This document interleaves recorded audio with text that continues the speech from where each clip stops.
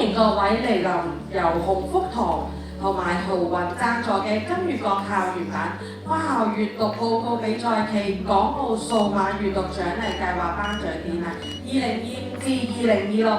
我哋為咗表揚喺呢個數碼閱讀獎勵計劃入邊，由去年9月去到今年2月28日期間，閱讀成績卓越嘅學校啦同埋學生，喺30萬嘅學生入邊咧，去揾到咧中小學一等為優秀嘅學生成為閱讀之星，亦都咧想獎勵一班有顯著進步嘅學生啦同埋學校。今年咧已經我哋第3年舉辦呢個閱讀獎勵計劃啦，3年咧話長遠唔遠，但係對我嚟講咧係一個非常堅定，亦都非常之重要嘅承諾，俾香港同埋澳門咧各界，只要閱讀值得被鼓勵，我哋一直就會做落去。金閱讀校園版，開心閱讀，耶！譬如呢個年代係問咧點樣同 AI 共處啊？最緊要就係你嘅主體性，就係你識問一個啱嘅問題。當你識問嘅時候 AI 咧。如果咧即係佢成熟咧，佢就會咧即係俾好準確答案。讓閱讀進入大世界。閱讀給我帶來了什麼 ？AI 給我帶來了什麼？AI 它更多的可以充當工具和夥伴，但 AI 永遠替代不了從閱讀中你得到的自我升華。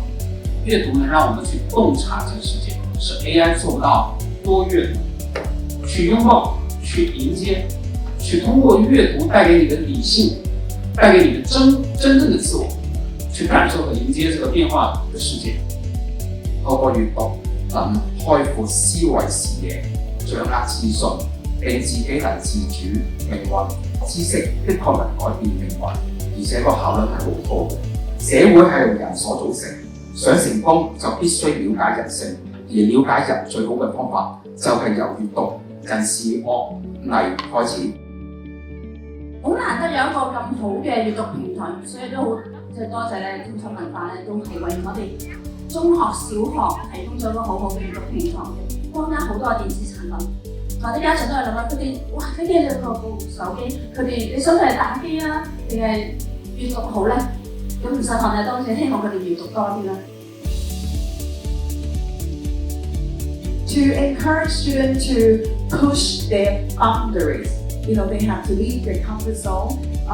The library also encourages students to take part in different external competition, like this kind of competition held by our school joint rep club, Kim Yut Kok, as well. It's a very meaningful competition, and I believe that I will take part in the competition next year. 金閱讀校園版，耶！